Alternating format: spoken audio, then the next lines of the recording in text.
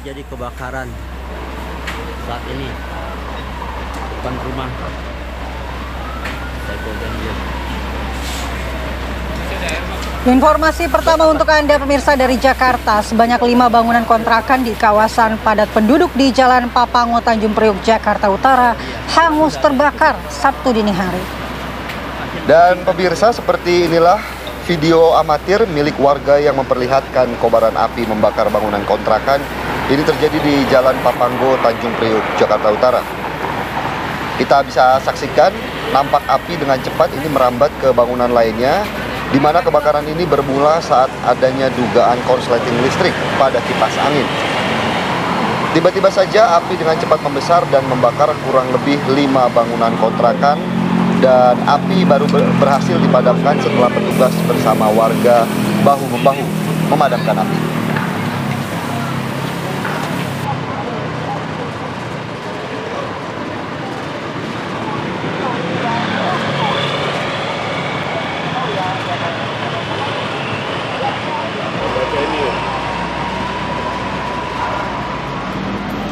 Assalamualaikum warahmatullahi wabarakatuh. Selamat pagi pemirsa. Ya, pagi pemirsa, pagi Andi Kumala. Pagi Philip. Senang sekali ya pada apa kabar Indonesia pagi weekend ini. Kita bisa lihat di belakang kita ini banyak yang olahraga. Iya. Tapi olahraganya lari. Cuma yang lagi ramai ini olahraganya sepak bola.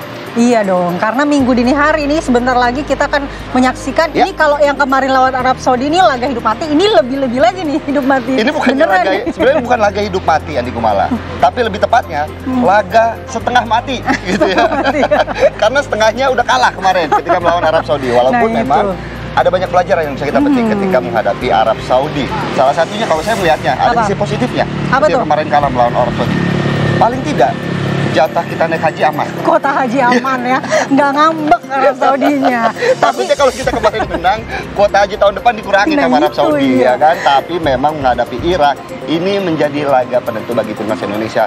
Kalau pun menang, memang belum tentu lolos. Iya, harus ada pertandingan lagi ya. Ada peluang untuk bisa ataupun masih memiliki lolos ke Piala Dunia 2020. Akankah singa Mesopotamia ini diterkam oleh Garuda, atau sebaliknya singa menerkam Garuda lagi dan lagi ya? Mudah-mudahan tidak sih. Mudah-mudahan. Oke, kita hadirkan dulu informasi-informasi lainnya untuk pemirsa sebelum kita masuk ke dialog utama kita nanti. Betul. Ini ada diduga akibat korsleting listrik 3 unit pembangunan tempat usaha di Cikunir, Jakamulya, Bekasi Selatan, Kota Bekasi, Jawa Barat ini hangus terbakar.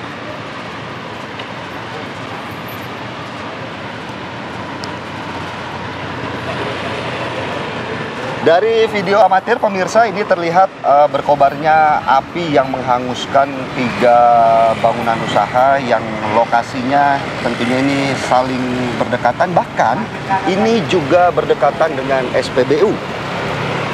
Dinas Pemadam Kebakaran dan Penyelamatan atau Disdamkarmat yang datang ke lokasi langsung berjibaku untuk memadamkan api. Kebakaran yang menghanguskan 3 unit tempat usaha tersebut sempat disertai beberapa kali suara ledakan nih pemirsa. Kebakaran ini menghanguskan 3 bangunan yang dijadikan tempat usaha, di mana api berawal dari bengkel motor hingga membesar dan merambat ke bangunan warung serta bengkel ban yang berada di sebelahnya. Kebakaran diduga akibat korsleting listrik dari bengkel motor, tapi dalam waktu 30 menit saja api berhasil dipadamkan oleh petugas Disdamkarmat Kota Bekasi setelah mengerahkan 7 unit mobil pemadam kebakaran.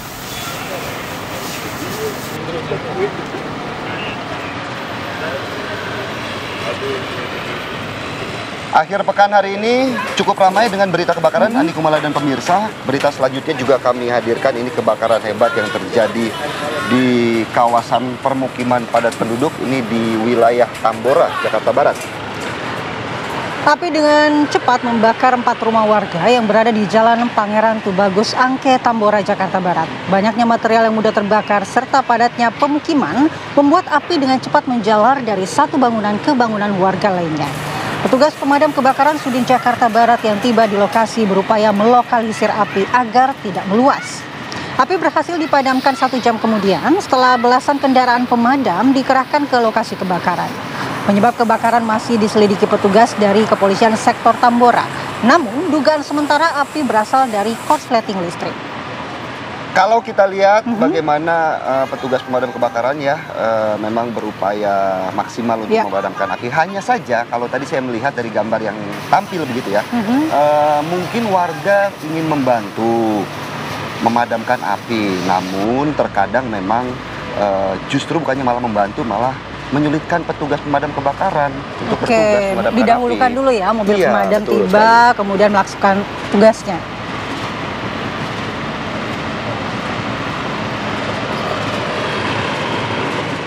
Kita ke kabar lainnya, pemirsa, terdesak kebutuhan biaya operasi ibunya. Seorang anak nekat mencuri uang berangkas di restoran cepat saji di stasiun kereta cepat.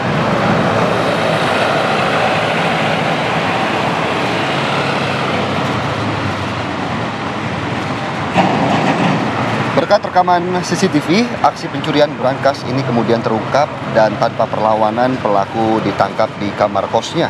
Ini berada di wilayah Pademangan, Jakarta Utara, di mana menurut pengakuan pelaku ini nekat mencuri setelah terdesak biaya operasi ibunya sebesar 4,3 juta rupiah yang harus diamputasi akibat menderita penyakit gula. Pelaku ini mengaku tidak memiliki biaya untuk membayarkan biaya operasi setelah dipecat dari restoran di mana tempat ia bekerja nih, pemirsa. Berbekal kunci cadangan dan nomor kombinasi berangkas semasa menjabat sebagai supervisor di restoran tersebut, pelaku dengan leluasa masuk dan membuka berangkas berisi uang hasil penjualan restoran.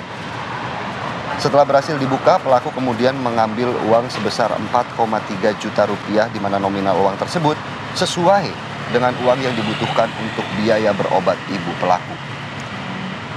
Walaupun nominalnya sesuai dengan kebutuhan pelaku untuk membiayai ibu korban operasi, tapi tidak boleh dilakukannya. Iya, meskipun niatnya untuk Baik membiayai ya, untuk ibu, membiayai pengobatan, Betul. tapi caranya salah ya. Mungkin harus cari jalan yang lain. Betul sekali. Kita ke berita lainnya, pemirsa. Polisi menggerebek 8 remaja saat melakukan pesta narkoba. Ini terjadi di Pringsewu, Lampung.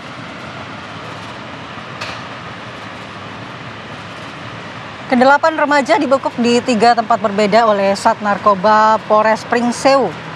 Di lokasi pertama, polisi berhasil mengamankan 3 orang remaja petugas selalu menggerebek rumah menyuplai barang haram dan berhasil mengamankan 4 orang yang sedang pesta narkoba dan 1 pelaku pengedar pil heksimat.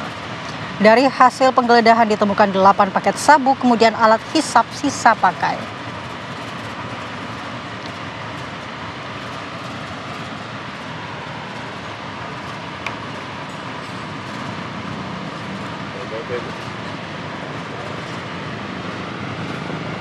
Dari Lampung kita ke Ambon, pemirsa, sejumlah pedagang asongan mengamuk di atas kapal Pelni KM Ngapulu di Ambon, Maluku.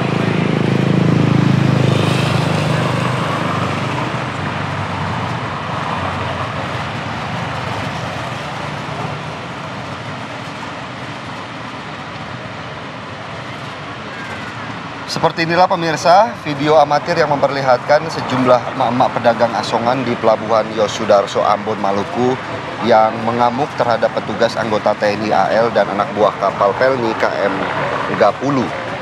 Para pedagang ini marah hingga melempari dagangannya berupa makanan dan minuman hingga berhamburan di dek kapal. Kemarahan para pedagang ini tak bisa dilerai hingga menjadi pusat perhatian para penumpang saat mereka tiba di Pelabuhan Yosudarso. Sejauh ini keributan dipicu saat petugas melakukan razia terhadap pedagang asongan yang berjualan di atas kapal.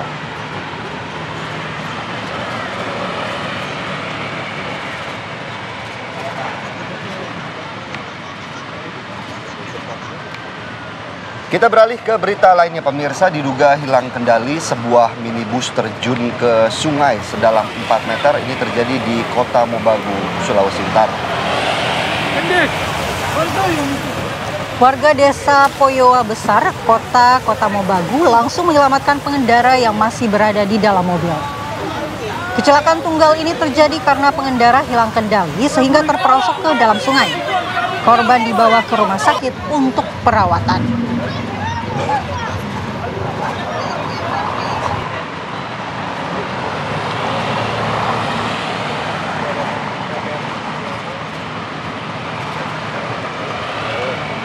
Seorang emak-emak yang mengendarai mobil menabrak mobil lain dan penjual tahu di SPBU Junok, Bangkalan, Madura.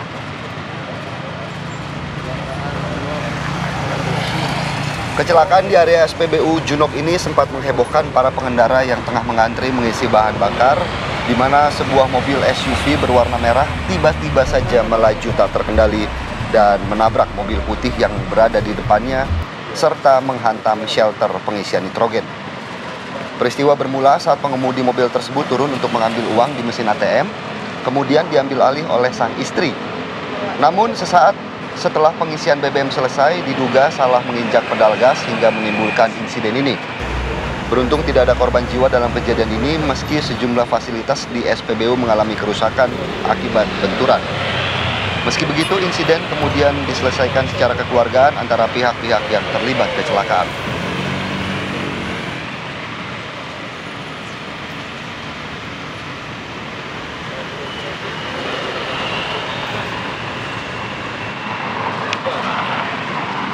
Ya pemirsa, apa kabar? Indonesia Pagi akan kembali sesaat lagi. Kami akan hadirkan informasi menarik, salah satunya Menteri Koordinator Bidang Infrastruktur dan Pembangunan Kewilayahan Agus Harimurti Yudhoyono atau kerap disapa AHY, ini meninjau proyek penyediaan air bersih dan irigasi pertanian di Desa Kelor, Kabupaten Gunung Kidul. Sesaat lagi.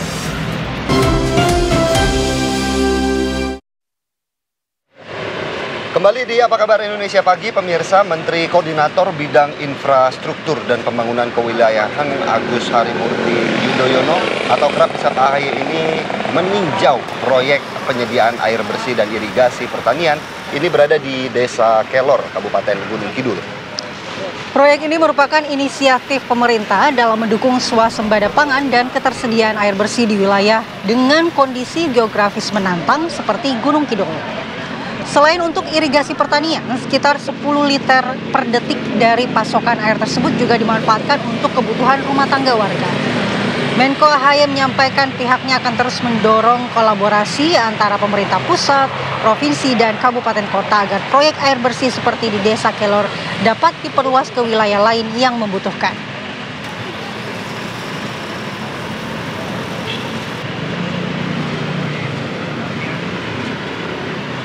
Meninjau secara langsung sebuah proyek kesiapan air untuk mendukung swasembada pangan, terutama dengan irigasi. Tadi kita melihat secara langsung ada pompa air tanah yang mengalir dengan baik, airnya bersih, kurang lebih 40 liter per detik.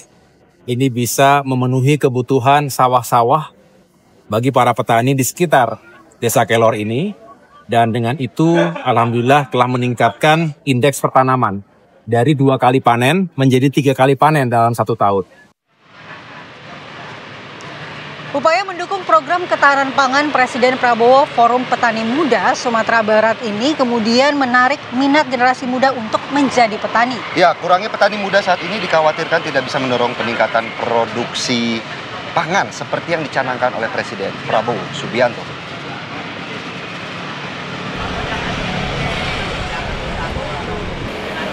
Program ketahanan pangan yang dicetuskan oleh Presiden Prabowo seperti pencapaian swasembada pangan dalam 4-5 tahun ke depan juga bertumpu pada peran generasi muda, terutama untuk mencetak sawah baru, revitalisasi hutan, dan lahan tidur. Program ini juga menekankan pentingnya kolaborasi antara stakeholders dan lembaga pertanian, di mana salah satunya pemuda Tani Sumbar dalam mewujudkan swasembada pangan. Ini tentunya sejalan dengan program Presiden Prabowo Gibran. Atas kekhawatiran makin berkurangnya minat pemuda untuk bertani, maka petani muda Sumatera Barat ini kembali memancing minat generasi muda untuk bertani. Agar peningkatan produksi pangan dengan memperluas lahan sawah baru 3 juta hektar tahun ini dapat tercapai, tentunya cita-cita ini sesuai dengan program pemerintah.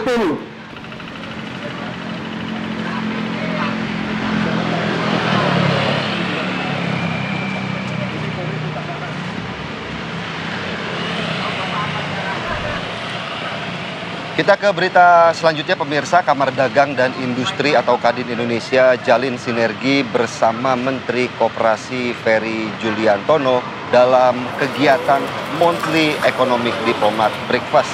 Ini berlangsung di kawasan Menteng, Jakarta Pusat. Forum ini turut dihadiri juga Ketua Umum Kadin Indonesia Anindya Novian Bakri dan sejumlah perwakilan Kadin tingkat provinsi seperti Kadin Sumbar, Sulbar, Aceh hingga NTB.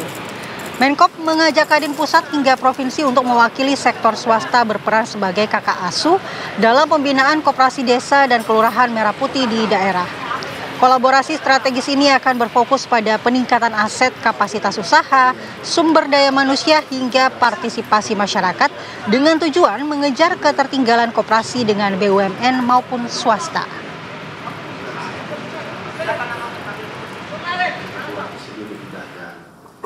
Dan kami ketika mendapatkan amanah tanggung jawab di Kementerian Koperasi saat itu diminta untuk mengejar ketinggalan supaya bisa mensejajarkan diri meskipun jauh banget Pak Ketum dengan BUMN dan swasta. Tapi ini kata Presiden, ini amanah konstitusi, ini cita-cita para founding father, kejar ketinggalan itu supaya jangan jauh-jauh amat ketinggalannya.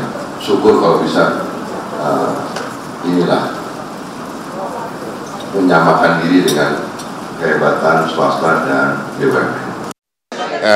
Kami sangat senang sekali sinergitas yang akan kita bangun bersama-sama, apalagi diajak sebagai semacam kayak ayah angkat, bapak angkat gitu ke teman-teman koperasi sehingga bisa lebih mensukseskan program-program koperasi ke depan. Dan juga kami memberikan apresiasi karena dari beberapa negara cukup tertarik dengan apa yang telah dilakukan Indonesia dengan koperasi. Ada beberapa negara yang ingin kunjungan juga untuk mempelajari koperasi yang telah diprakarsai oleh Kementerian Koperasi. Kita ke kabar lainnya, pemirsa. Indonesia memastikan bahwa atlet Israel tidak akan berpartisipasi dalam kejuaraan dunia senam artistik 2025 di Jakarta. Ya.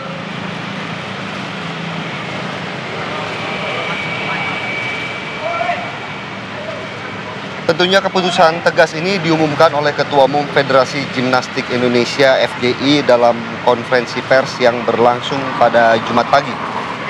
FGI juga menegaskan bahwa mereka sudah melakukan berbagai diskusi dengan Federasi Senam Internasional atau FIG selama waktu yang lama sehingga pelaksanaan dapat menyesuaikan kondisi yang berlaku di Indonesia. Di sisi lain, Presiden Indonesia Raja Okto Saptahari memberikan komitmen bahwa NOC akan membantu penuh pelaksanaan acara ini. Kerja, Pak. Ngomong terus, Bapak. Awas. Parkir aja dulu. Aku udah tahu kamu nggak suka sama saya.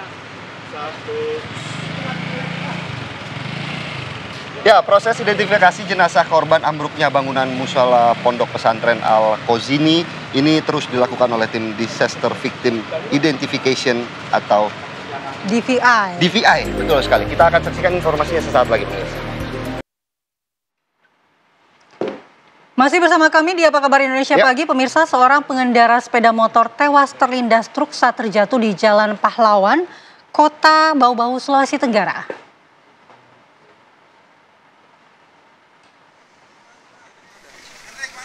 Kecelakaan bermula saat korban hendak menyalip truk yang berada di depannya, tapi kemudian muncul kendaraan lain dari arah berlawanan dan membuat korban jatuh. Ini berada tepat di samping truk sehingga korban terlindas roda belakang truk.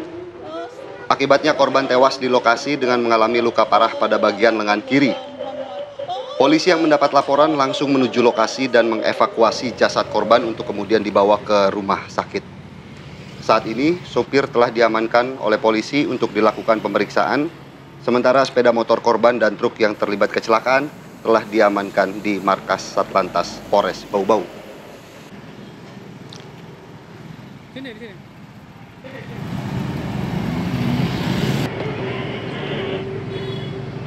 Kita beralih ke wilayah lainnya, pemirsa. Seorang pekerja wanita di sebuah panti jompo di Bantar Jati, Kota Bogor ini diduga mengalami penyekapan di sebuah ruangan dan mendapat perlakuan hukuman lompat squat sebanyak 300 kali karena bercanda dengan temannya pada Jumat dini hari. Dalam rekaman video amatir, sejumlah kerabat dan keluarga berupaya menjemput salah satu pekerja panti Wreda di Kelurahan Bantarjati, Kota Bogor, Jumat dini hari. Mereka meminta dibebaskannya seorang wanita bernama Marta usai diduga disekap di sebuah ruangan oleh pemilik panti asuhan. Perempuan asal Nusa Tenggara Timur ini mengalami trauma dan kesakitan pada bagian kaki akibat hukuman tersebut. Korban pun lalu dibawa ke rumah sakit untuk dilakukan visum dan melaporkan aksi yang dialaminya ini ke aparat Polsek Bogor Utara. Sementara polisi kini telah memeriksa 4 orang saksi untuk mendalami kasus tersebut. Ini sepertinya yang sakit tidak hanya bagian kaki saja, kemungkinan juga seluruh badan kalau 300 kali squat. 300 kali squat ya, ini ngalahin atlet kali ya. Itu dia. Kalian bebas ya.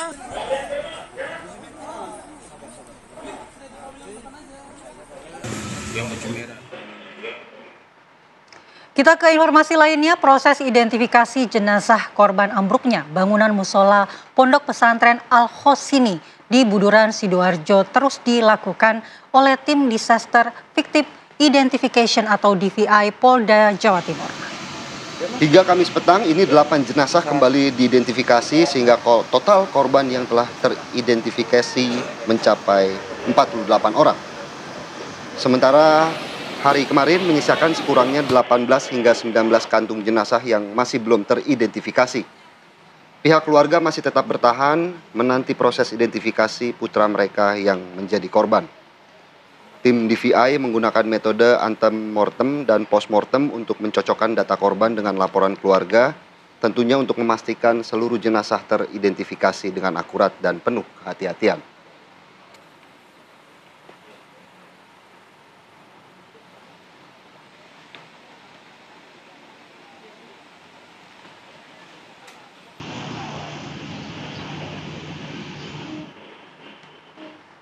Kita ingin mengupdate bagaimana proses identifikasi yang terus berlangsung ya di RS Bayangkara, Jawa Timur.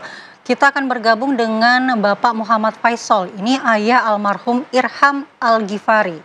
Assalamualaikum Pak Faisal, selamat pagi. Selamat pagi Pak Faisal. Waalaikumsalam, pagi juga. Baik, Pak Faisal, pertama kami juga ingin mengucapkan turut berduka cita dan tentunya kami berharap bagaimana almarhum Irham Al-Ghifari yang hingga saat ini juga masih belum teridentifikasi begitu ya, bisa cepat diberikan kabar baik oleh pihak kepolisian. Dan tentunya juga kami penasaran Pak Faisal, sebenarnya bagaimana kemudian almarhum ini awalnya berpamitan ataupun ada komunikasi terakhir dengan Pak Faisal?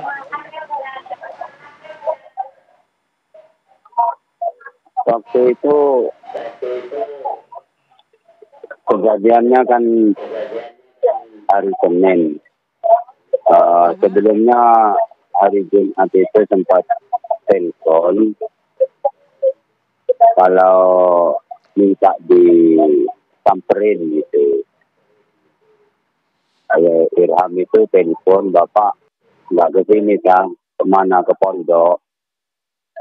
Saya tanya apa uangnya sudah habis, masih ada gitu. Terus kenapa?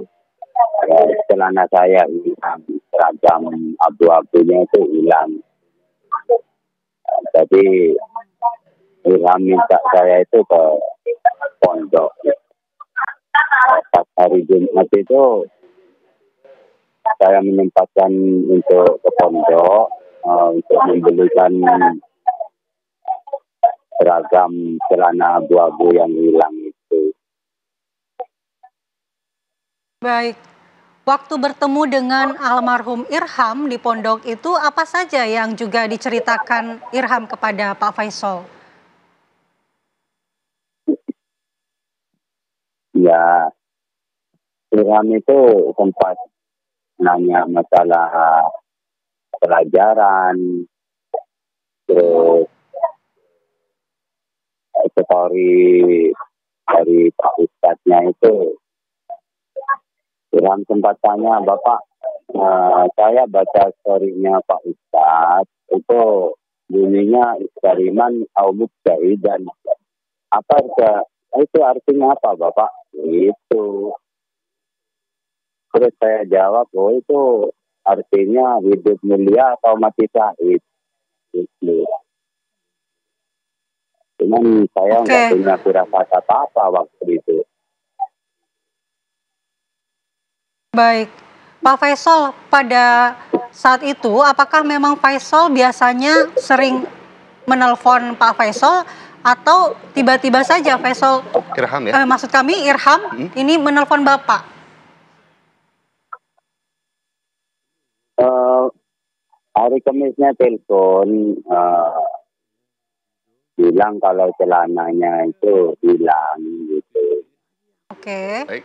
Terus hari Jumatnya itu saya samperin ke pondok. Iya, Pak Faisal, apakah selama ini memang setiap hari menelpon ataukah ada waktu-waktu tertentu Irham dari Irham ini untuk menelpon Bapak? Ya. Biasanya itu jarang sekali telepon, Mhm. jarang kalau nggak ada kepentingan yang mendesak gitu, nggak telepon anaknya. Baik, Pak Faisal, artinya sejak mendapatkan kabar runtuhnya Ponpes Al-Qazini, Pak Faisal sendiri sudah langsung datang ke TKP untuk kemudian terus menunggu di sana begitu ya, Pak Faisal ya? Sudah hampir 2 minggu berarti di sana. Iya. Kalau sebelum kejadian itu sempat telepon lagi Irham itu. Baik. Kejadiannya kan hari Senin sekitar jam 4 itu. Irham Ghifari itu telepon jam 2 yang ngobrol-ngobrol masalah seragamnya itu. Baik. Baik, Pak Faisal, Anda sudah menunggu proses pencarian, evakuasi dan juga identifikasi kurang lebih 2 minggu. Apa yang disampaikan oleh aparat di sana, petugas kepolisian kepada Pak Faisal untuk memberikan kepastian atau harapan akan identifikasi terhadap almarhum Irham ini? Ya kalau dari aparat kepolisian ya menunggu sesuai prosedur yang berlaku gitu. Kita hanya bisa menunggu hasil identifikasinya itu. Baik, Pak Faisal, 2 minggu bukan waktu yang sebentar, artinya pekerjaan sehari-hari Pak Faisal juga cukup terdampak dengan menunggunya Pak Faisal terkait kabar untuk almarhum Irham, begitu? Ya, mulai hari Senin kejadian itu di pondok itu 8 hari, terus yang di Rumah Sakit Bayangkara 5 hari. Ya, lalu bagaimana dengan pekerjaan Bapak? Adakah mungkin yang membantu atau seperti apa, Pak? Nah, untuk sementara ini libur total. Boleh tahu Pak, pekerjaan Bapak sehari-hari apa Pak Faisal? Kalau pekerjaan sehari-hari itu saya jualan di pasar Krian Sidoarjo. Baik. Artinya hampir 2 minggu Pak Faisal tidak ada pendapatan Pak untuk menunggu kabar dari almarhum Irham. Iya, nggak ada pendapatan, ada pemasukan. Baik. Harapannya apa Pak dari kejadian ini, kemudian proses identifikasi yang terus dilakukan? Harapan Pak Faisal seperti apa? Kalau harapan saya mudah-mudahan ya secepat mungkin bisa selesai hasil identifikasi. Kalau bisa ya hari ini juga. Baik. Baik Pak Faisal, kita juga sama-sama mendoakan dan berharap bisa segera selesai proses identifikasi almarhum Irham Al-Ghifari sehingga Pak Faisal pun bisa melanjutkan pekerjaan ya. Baik, terima kasih. Terima kasih, Assalamualaikum Pak Pak Faisal. Faisal. Amin. Waalaikumsalam. Silakan Andi Kumala berkomentar mungkin terlebih dahulu.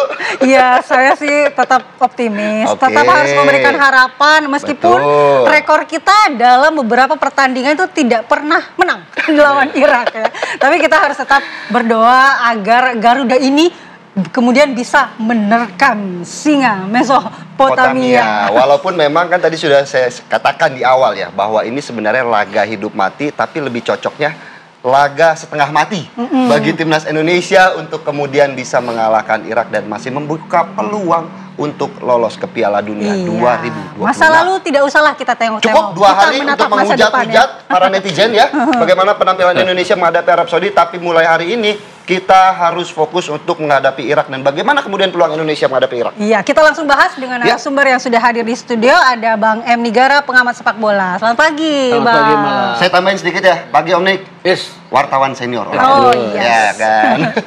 Kemudian ada Bang Dede Sulaiman, mantan pemain timnas. Selamat pagi, Bang Dede. Pagi, salam sepak bola. Salam sepak bola. Ini teman dari tahun 70-an. Nah, ini teman main bola nih biasanya ya.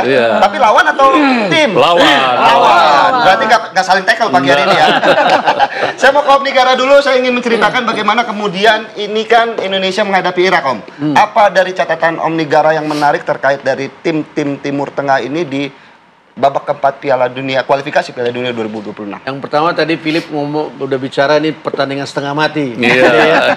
Ya, memang berat lah ya. Harus kita akui bahwa perjalanan kita sangat terjal untuk bisa melewati hari ini ya. Mudah-mudahan ada sesuatu yang bisa membuat tim kita menjadi lebih baik dari yang kemarin. Asal saja PT Kluivert nggak salah pilih. Karena kemarin tuh jelas banyak semua bicara komentator ke netizen semua bicara soal 3 pemain. Dadakan banyak tuh kemarin tuh. Oh, banyak banget. Ya, bahkan orang yang nggak bersenang bola pun bisa menganalisa, berkomentar. Itu sah saja. Karena ini udah jadi wacana umum dan ada dipublish sehingga orang berhak mengatakan apapun. Lepas dari semua itu, memang kelemahan 3 pemain yang ini mudah-mudahan sudah bisa direvisi oleh PT Kluivert gitu. Kenapa? Karena pada saat lawan Australia di mana dia pertama kali ini situasinya sama. Sama, betul. 2 hari sebelum pertandingan baru ngumpul. Kemudian mencoba-coba pola, mencoba-coba strategi, mencoba-coba pemain. Kita udah punya tim baku sebetulnya di belakang. Tadi juga over kita sama Dede bicara ada J itu sama Rizky Ridho. Sebetulnya udah chemistry udah ketemu. Temboknya sudah kokoh ya. Nanti kalau tanya bisa lebih dalam dengan Dede terkait dengan chemistry pemain. Dede ini dulu dengan waktu lawan India kita satu-satu yang bikin gol Dede nih. Itu pemain tuh ngumpannya tuh nggak ngeliat-liat karena udah tahu dia akan larinya ke sini gitu. Mungkin bisa dibilang dari 2 peluang jadi golnya 3 kalau Om Dede yang mengolah. Nanti ke dia. Ya kan ada Hafner kemarin nggak dipakai. Kemudian ada Kevin Dix juga masih menjadi salah satu yang diperhitungkan. Oke lah dia mainnya. Kemudian Verdong saya nggak tahu apakah sudah sembuh apa enggak hari ini. Kalau ada Verdong masih lumayan. Walaupun konfirmasi di sana juga Verdong kemungkinan besar akan dimainkan ya di lawan Irak. Tapi kita masih menunggu. Ya kita menunggu lah. Mudah-mudahan ini the best team yang bisa kita turunkan sehingga harapan kita bisa menang 2-0 itu bisa menjadi kenyataan. Betul. Bola itu bulat ya Om ya. Meskipun masih di awang-awang gitu. Karena dalam sepak bola impossible is nothing possible gitu. Jadi sesuatu yang nggak mungkin bisa mungkin di sepak bola. Gitu. Jadi sesuatu yang memang itu harus. Tetapi sekali lagi jangan salah strategi, jangan salah pemain. Karena kalau salah itu semua berantakan. Mungkin Bang Dede sependapat dengan Om Nigara ini, apakah memang komposisi dari starting 11-nya ini perlu dievaluasi di pertandingan lawan Irak? Apa yang disampaikan oleh Bung Nigara, mungkin kita kelas balik dulu ya. Bahwa ya pemain timnas waktu lawan Arab ya sudah sekuat tenaga untuk bisa memenangkan pertandingan itu. Kan gitu ya. Tetapi kenyataannya kita harus mengakui memang keunggulan Arab itu akhirnya dia menang 3-2. Memang dari hasil itu pengamat maupun penggemar pencinta sepak bola merasa kecewa hasilnya seperti itu. mudah-mudahan semoga melawan Irak nanti pemain-pemain kita punya kuat yang mentalnya kuat.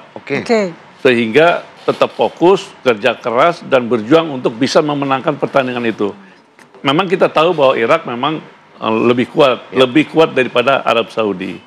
Apa yang disampaikan oleh Bung Nigara tadi memang komposisi yang selalu disusun oleh Patrick Kluivert itu selalu tidak pernah ada tim yang pakem. Kita lihat waktu lawan Australia berbeda, lawan Jepang berbeda. 2 kali pertandingan persahabatan juga berbeda. Semua berbeda terus. Tidak pernah ada pakem yang mana yang tim yang terbaik untuk diterjunkan. Kalau nggak ada pakem gitu, chemistry-nya juga susah kali ya, Bang? Chemistry susah. Begitu finalnya lawan Arab Saudi, sangat beda lagi. Di situ nggak dapet chemistry-nya, kan gitu ya. Nah akhirnya ada 3 kelemahan di situ yang semua penggemar Jun sangat terheran-heran melihat ada di kanan Yakob Sayuri, di gelandangnya bertahannya ada Mark Locke, dan lantas ada di wing kirinya ada Beckham. Sebetulnya itu juga sangat-sangat blunder Kluivert memasang seperti itu. Apa yang disampaikan tadi bahwa memang yang ideal itu adalah 4 di belakang. Kalau Kluivert mau nyusun 4-3-3, 4 di belakang itu yang sudah solid betul, pakem adalah Ijes dengan Ricky Ridho. Di sebelah kirinya ada Verdong. Verdong kemungkinan bisa diturunkan. Di kanannya itu kita bisa ada Kevin Dick. Kevin Dick di situ digeser lagi ke kanan. 3 gelandangnya itu ada Tom Hai, ada Pelupesi, dengan ada Ricky Kambuaya. Di depan kita sebetulnya punya pemain-pemain yang luar biasa. Nah, mungkin Bang Deddy juga bisa mengevaluasi bagaimana lini depan kita ketika menghadapi Arab Saudi. 2 gol yang kita cetak juga berawal dari titik putih, bukannya skema on play. Bukan skema open play ya, bukan ya. Nah, sekarang nih kita di depan itu punya pemain yang Ragnar bisa ditaruh di wing kiri. Memang posisinya dia di situ. Di wing kiri. Tetapi waktu lawan Arab dia ditaruh di striker. Kurang sempurna dia di situ. Nah, Ragnar di kiri, strikernya Ola Romene. Dan di kanannya pemain yang baik ini adalah Emiliano Jonathan. Betul sekali. Ini adalah susunan yang ideal nanti untuk lawan Irak. Atau mungkin karena Bang Deddy juga melihat bagaimana ketika kemarin Patrick Kluivert memasukkan Tom Hai dan Ola Romene juga langsung mengubah warna bermain dari Indonesia ketika menghadapi Arab Saudi. Benar. Saat Tom Hai masuk dan Ola Romene masuk, ditambah Sandy Walsh, berubah permainan. Kita sudah bisa memainkan permainan seperti itu. Tapi waktu babak pertama, kita tidak bisa berbuat apa. Kalah di segala lini. Seperti itu. Om Nigara melihatnya apakah dari situ Tom Hai dan juga Ole harus dimainkan dari awal? Itu idealnya. Itu idealnya. Memang betul bahwa Patrick Kluivert itu adalah pelatih yang paling tahu keadaan pemain. Betul sekali. Terakhir gitu ya, paling tahu. Tapi dia juga harus dengar masukan-masukan. Yang saya dengar ya, karena saya nggak ada di sana. Katanya Pastur tuh udah ngasih masukan. Jangan ini.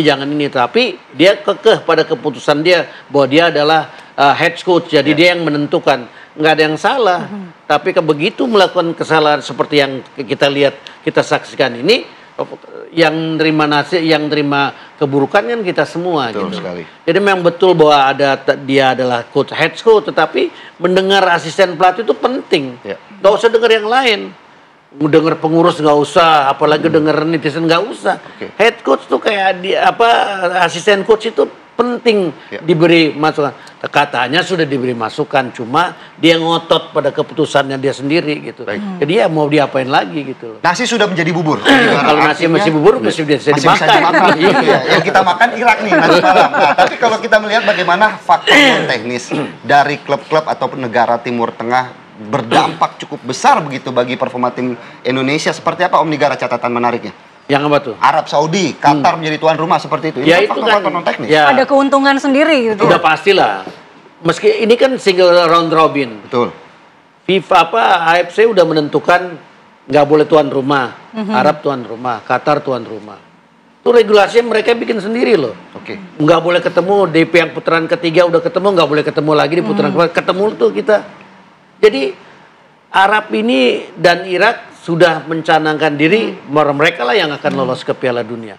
nggak salah gitu. Tetapi ada bagian-bagian yang saya paling tidak patut mencurigai, patut menduga dan mencurigai itu ya. Jadi nggak menunda lah. Kalau menduga kan suzon kan, ini nggak patut menduga. Kenapa? Karena ini langkah-langkahnya gitu. Udah gitu sumbangannya juga kan lumayan besar. $1 miliar itu bukan gitu loh. Oke, kita juga mau tahu apakah selain keuntungan dari negara-negara Timur Tengah sebagai tuan rumah, ini juga keuntungannya Irak karena dia dengan kondisi yang full stamina ya, beristirahat. Sementara kita udah kelelahan nih bertanding dengan Arab Saudi. Nanti kita akan bahas, tapi kita jeda terlebih dahulu. Dia apa kabar? Indonesia Pagi.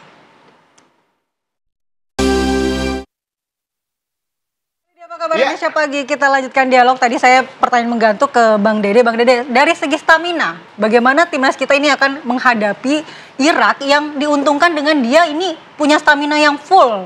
Dan sementara kita sudah kelelahan melawan Arab Saudi kemarin. Oke, itu juga masalah juga buat timnas ya. Karena apa?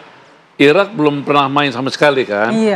Dia masih istirahat, masih sedikit bugar. Nah, kita pemain-pemain kita sudah bermain dengan Arab Saudi. Nah, memang ada 2 hari recovery.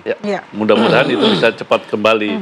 Nah, untuk itu Patrick Kluivert harus bisa memanfaatkan pemain-pemain yang masih bugar. Kita lihat di situ kan, tadi saya sudah sebutkan bahwa Ricky Ridho masih bugar.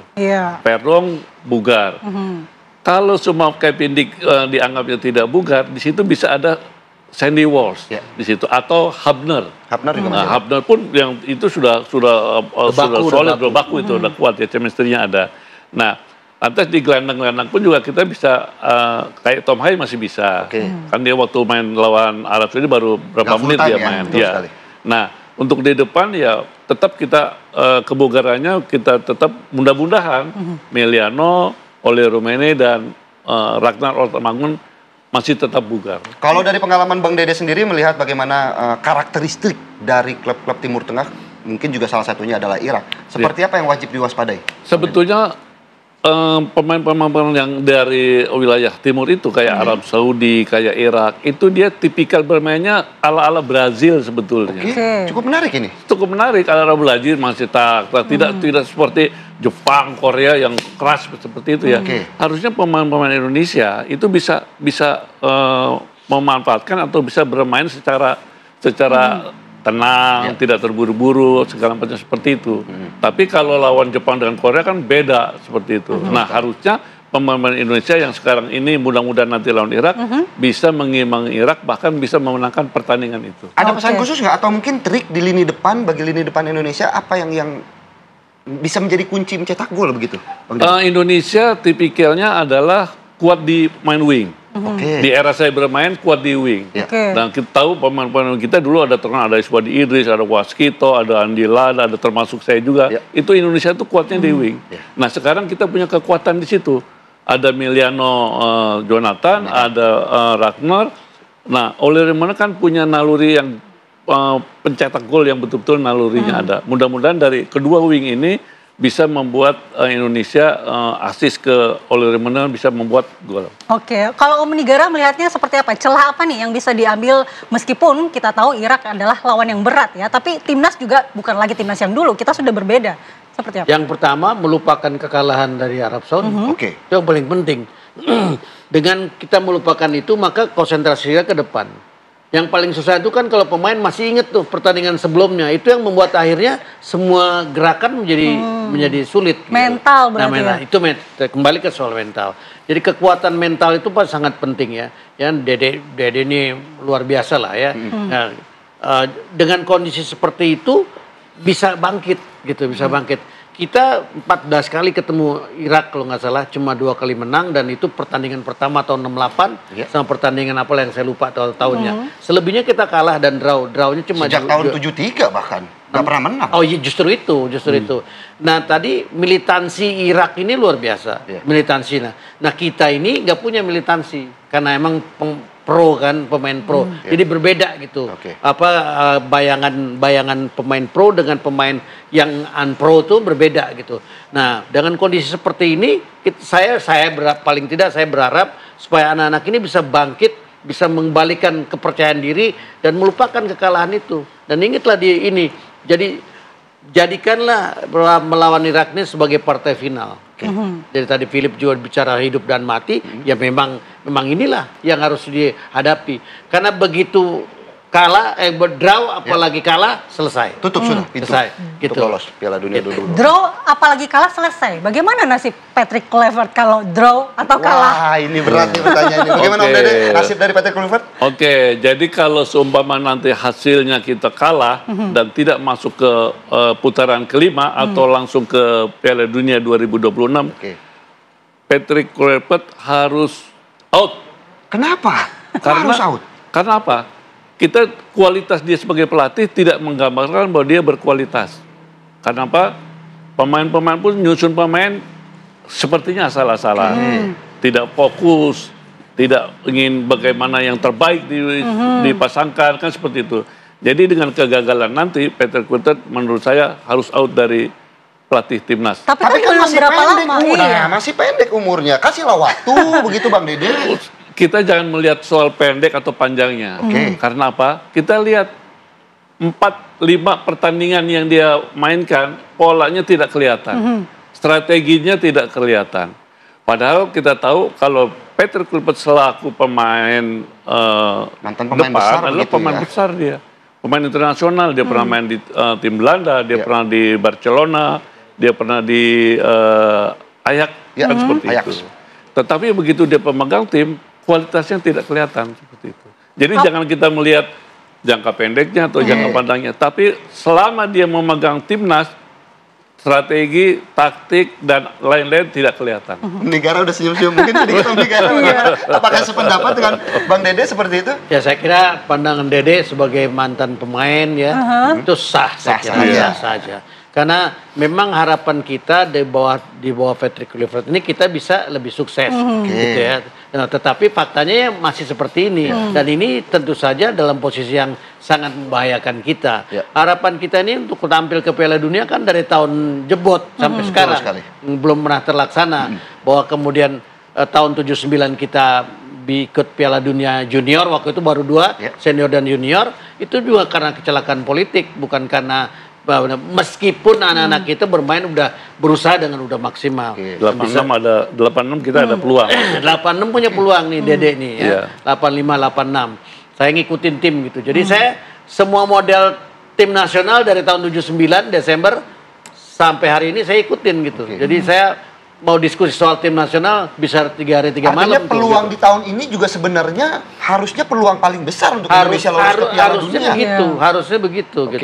Harusnya kenapa? Karena ini ya yang direkrut ini kan bukan kaleng-kaleng, bukan kacang-kacang gitu. Ada backgroundnya juga cukup gitu kan. Tapi kenapa kayak gini? Ya itu tadi. Ketika salah menerapkan strategi, salah memilih pemain, hasilnya ya kayak gini. Gitu. Bahwa Dede minta Patrick Kluivert kalau gagal out, saya kira sah aja. Kalau kita melihat bagaimana, tadi juga Bang Dede sudah menyampaikan, memang ada kesalahan menurunkan susunan pemain. Tapi kan memang kalau Patrick Kluivert kan beranggapan bahwa mereka diturunkan karena memiliki menit bermain yang cukup banyak di klubnya masing-masing. Tapi yang menjadi satu pertanyaan paling mendasar adalah, kelas is permanen. Main 2 menit di Eropa mungkin berbeda main dengan 2 tahun di Indonesia. Seperti apa Bang Dede melihatnya? Ya memang pengaruhnya ada, ya ada seperti itu. Tapi kan sebetulnya kan pemain-pemain yang ada sekarang ini kan pemain-pemain profesional. Betul sekali. Ya, pemain profesional. Harusnya dia harus segala cuaca apapun dia harusnya sudah siap. Karena pemain-pemain profesional dan orang-orang di Eropa dan yang lain itu kan punya mental yang profesional. Ya kan? Juga dia punya postur fisik juga bagus, kan seperti itu ya. Harusnya dia bisa menampilkan yang terbaik. Kecuali mungkin kalau cedera ya. Kita bicara ini cedera. Cedera. Kan kita tahu katanya Perong cedera. Kalau kemana waktu itu cedera. Marcelino pun cedera. Kan seperti itu ya. Jadi harusnya tidak bisa ada alasan karena dia begini, tidak begitu, tidak ada alasan. Kalau berbicara mengenai Patrick Kluivert ini kan memang masing-masing pelatih itu punya ego ya. Apakah untuk menghadapi Irak ini ego dari Patrick Kluivert ini benar-benar harus dievaluasi total dari belajar dari pertandingan dengan Arab Saudi atau seperti apa? Harusnya begitu. Harusnya begitu. Dia harus dengar gitu. Bukannya. Memang kalau pelatih ini memang rata-rata kopeh. Ingat dulu Om Sinyo ya. Kopo itu apa? Kopo itu keras kepala gitu. Oh ya, oke. Gitu. Jadi apa namanya? Ingat Om Sinyo dulu zaman Dede kita usulin ini makin diusulin makin ditolak sama dia. Gitu. Begitu nggak diusulin malah diambil gitu. Nah, jadi sesuatu yang menurut saya itu memang sifat keakuan pelatih itu sangat tinggi. Tapi dalam situasi kayak gini nggak harus mendengar orang. Dan yang didengar itu kan asistennya dia, bukan orang lain gitu. Cuma nggak usah dengar netizen, nggak usah dengar pengurus, denger aja tuh asistennya. Bener nggak? Pastor ya? Ya, pastor. Betul sekali. Dengerin tuh dia ngomongnya kayak apa gitu. Cuma ada satu hal nih, Bu Nik ya. Ada satu hal yang tidak bisa kita terima adalah satu ya. Patrick Kluivert adalah head coach-nya. Asisten-asistennya itu adalah yang dibicarakan Alex Factor adalah ahli strategi ya, ahli analisa. Tapi selama ini nggak kelihatan tuh. Waktu lawan Jepang dan Australia yang begitu kebobolan dari posisi kanan maupun wing kiri back itu kita nggak kelihatan. Mana yang ahli strateginya itu? Jadi memang seperangkat itu kalau menurut saya, ya sudah out aja. Tadi kata Bang Om Nigara juga, ini mental sih yang penting juga untuk menghadapi Irak ini. Sebagai mantan pemain, bagaimana sih mental dari para pemain kita ini kalau menghadapi laga hidup mati seperti ini dan tekanannya sangat besar loh. Ini karena ini peluang terakhir kita, Bang. Iya. Jadi mental itu sebetulnya dorongan dari diri sendiri ya, mental kuat itu.